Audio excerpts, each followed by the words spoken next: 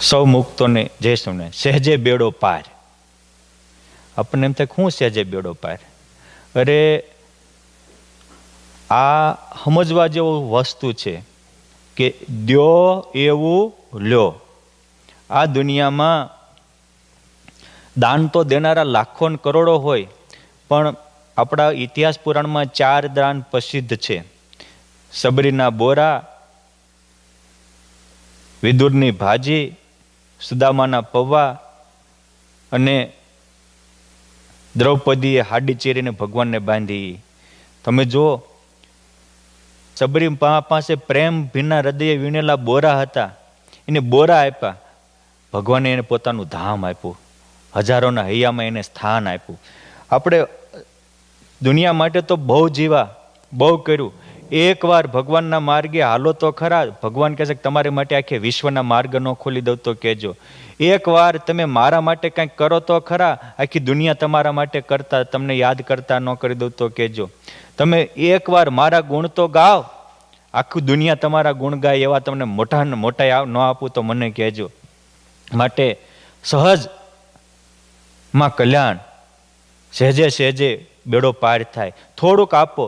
સુદામા પાસે મુઠ્ઠી પૌવા હતા તો પૌવા આપ્યા, તો ભગવાન કૃષ્ણ પાસે સોનાના દ્વારકા હતી, સોનાના મહેલ આપ્યા. એક હોઢીની બીબડી, એને ઘરના આંગણે દાંતણ વાવ્યું હતું, બાવળિયો, અને બાવળિયાનું દાંતણ આપ્યું. એની પાસે દાંતણ હતું બાવળિયાનું, તો એને દાંતણ આપ્યું. પુરુષોત્તમ નારાયણ પાસે પોતાનું અક્ષરધામ હતું, અક્ષરધામ ઇનામમાં આપ્યું. તમે જુઓ તો ખરા, નાવડાના હીરા શેઠે પોતાના ગામમાં એક નાનું ગાયનું એ વખતનું કાચું મંદિર કર્યું. ભગવાન સ્વામિનારાયણ અક્ષરધામમાં હોનાના મહેલ આપ્યા. આ જેવું દ્યો એવું લ્યો. પ્રેમ દેશો તો પ્રેમ મળશે, સુખ દેશો તો સુખ મળશે, મદદ દેશો તો મદદ મળશે, આનંદ આપશો તો આનંદ મળશે, સહાનુભૂતિ દેશો તો સહાનુભૂતિ મળશે. કોકની સાથે કપટ ને દગા કરશો તો તમારી સાથે પણ કપટ ને દગા થશે. કોકનું અપમાન કરશો તો આપણું પણ અપમાન નિશ્ચિત છે. એવું ન કોઈ મગજમાં નક્કી રાખતા કે આપણે બીજાને છેતરીએ, એમાં આપણી હોશિયારી છે. કદાચ તમે કોકને છેતરી શકશો, પણ ટાણું જ્યારે આવશે ત્યારે ભગવાન કોઈ દી નહીં છેતરાય. માટે જે સામાન્ય ભક્તો હોય એને કોઈ દિવસ ભગવાનના સંબંધમાં આવેલાને સામાન્ય માનવા નહીં. અને ભગવાન માટે કરો. જેને જેને ભગવાન માટે કંઈક કર્યું છે એની માટે ભગવાને એની કરતાં લાખ ગણું કરોડ ગણું કર્યું છે. એ બાબરિયાવાડનો સંઘ ગઢપુરમાં ગોવિંદના દર્શને આવતા હતા. રસ્તામાં મહુવાની સીમમાં રામજી પટેલ મળી ગયા. એ વખતના એ આબરૂદાર પ્રતિષ્ઠિત વ્યક્તિ હતા. 5,000 રૂપિયાના આસામી હતા. સંઘને પૂછ્યું ક્યાં જવું છે? અરે અમે તો પ્રગટ પ્રભુના દર્શને જ આવીશ. આલ્યો આ 10 રૂપિયા અમને એમાં મારા વતી તમારા ભગવાનને અર્પણ કરજો.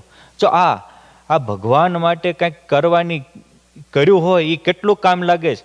દુનિયા માટે તો આપણે કરોડ જન્મ કરોડ વાર કાંઈક કર્યું છે, કાંઈ કામ લાગ્યું નથી. પણ ભગવાન માટે કર્યું, ભગવાનના સંત માટે કર્યું, એ બેડો પાર ખોલી દે છે, ભાગ્યના દ્વાર ખોલી દે છે. એ 10 રૂપિયા લઈ સંઘ તો આ સ્વામી નારાયણ નારાયણ નારાયણ, સ્વામી નારાયણ નારાયણ નારાયણ ધૂન ભજન કરતા ગઢપુર આવ્યા. ગઢપુરમાં કરોડો બ્રહ્માંડના નાથ પુરુષોત્તમ નારાયણના દર્શન કર્યા. બધાએ પોતપોતાની સદભાવનાઓ ભગવાનને સમર્પણ કરી. સાથે સંઘના આગેવાન કાળુ વાવડીએ 10 રૂપિયા પણ અર્પણ કર્યા. મહારાજ કે આ કોના? અરે મહારાજ, રસ્તામાં મહુવાની સીમમાં રામજી પટેલ મળ્યા, એના 10 રૂપિયા. મહારાજ કે અમારે ટાણે એને બહુ ઝાઝુ આપવા જવું પડશે. સમયનો કામ કરતું હોય છે. એ જ રામજી પટેલ બીમાર પડ્યા. કોઈ પૂર્વના કઠણ કર્મને કારણે શરીરે કોઢ નીકળવા લાગ્યા. કરવું શું? આગળ પાછળનો કોઈ વિચાર આવતો નહોતો. એ વખતે એના કનૈયા કુંવર જેવા 4 દીકરા પણ સાથ આપતા નહોતા. કારણ કે એ જમાનામાં એવી માન્યતા હતી કે જેના અનંત જન્મના પાપ હોય એને કોઢ નીકળે. એટલે કોઢને કારણે એનો તિરસ્કાર થયો. ત્યારે રામજી પટેલને એમ થયું કે હવે જીવવાનો કોઈ મતલબ નથી. જે પહેલાં પ્રતિષ્ઠિત હતા, રૂપિયા પણ દવામાં વપરાઈ ગયા, દીકરાઓ પણ આદર આપતા નથી. એટલે એને થયું બહેતર આની કરતાં મરી જવું. મરવા તૈયાર થયા.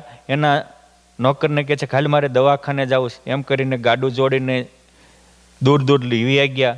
પછી સમુદ્ર નજીક ગયા તો કે તું પાછો વયો જા અને મને મારો રસ્તો ક્લિયર થવા દે. સેવક પાછો ગયો. જ્યાં સમુદ્રમાં ઝંપલાવા જાય ત્યાં ભગવાન સ્વામિનારાયણ બ્રાહ્મણના વેશે આવીને બાવડું જાલીને કહે છે કે હા હા રામજી પટેલ, આવો કંચન જેવો મોંઘો મનુષ્યનો દેહ આમ કચરામાં ન નાખી દેવાય.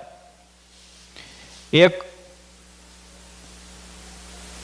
ભાઈ મરવા તૈયાર થયો, સાધુ પાસે જઈને કહે છે કે હવે મારે મરી જવું. સાધુ કે વાંધો નહીં, મરી જવું તો છૂટ છે, પણ આ મારા થોડાક પતરાવાળા છે એને ઉકાળામાં નાખતા જાઓ. અરે આવા હારા પતરાવાળા ફેંકી દેવાય?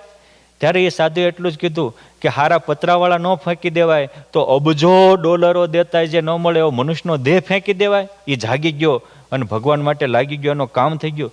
અરે પણ મારે હવે ગામમાં ઊંચું જોવા જેવું નથી, તમે છો કોણ?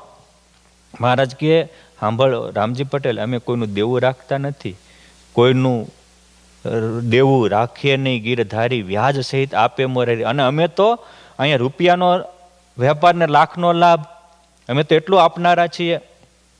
તમે અમને 10,000 રૂપિયા આપ્યા છે.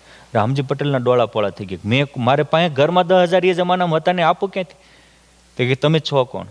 અરે અમારા બાબડિયાવાડનો સંઘ આવતો હતો અને તમે કાળુ વાવડિયા પાસે 10 રૂપિયા આપ્યા હતા. એને કીધું પ્રગટ ભગવાનનું. તમારા હૈયે હા પડી ગઈ, એ પ્રગટ ભગવાન સ્વામિનારાયણ હું છું. તમારા 10 રૂપિયા પડ્યા, એનો 10,000. પણ પ્રભુ મારા શરીરે કોઢ નીકળ્યો કે તમને મારા સત્સંગી પ્રત્યે સદભાવ થયો, લો આ કોઢ બંધ. આમ ભગવાને હાથ ફેરવો ત્યાં કાયા કંચન વર્ણી થઈ ગઈ, બધો જ રોગ નાબૂદ થઈ ગયો. પ્રભુ ગામમાં આબરૂ નથી.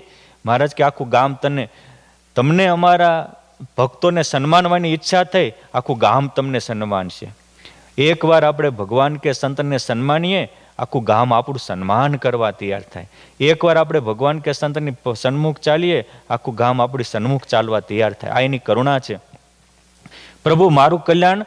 મહારાજ કે જાઓ તમે પાછા. એ 10,000 રૂપિયા દઈને ભગવાન એના ગામના પાદર સુધી આ બાવડું પકડીને હારે ગયા. ગામના લોકો સન્માનમાં સામા આવ્યા. ઓલા સેવકે વાત કરી હતી ને, એટલે નીકળ્યા હતા, ઢોલ વગાડતા લઈ ગયા. એને દેવું થઈ ગયું હતું 5,000નું, બધાને આપી દીધું તો 5,000ના આસામી રહ્યા. અને એનો અંતકાળ આવ્યો ત્યારે ભગવાન સ્વામિનારાયણ અનેક વિમાનો લઈ ડંકો વગાડીને ધામમાં તેડી ગયા.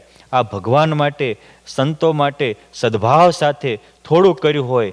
આ તો આપો એક પામો અનેક, રાખો ટેક પામો અનેક, રૂપિયાનો વેપાર લાખનો લાભ.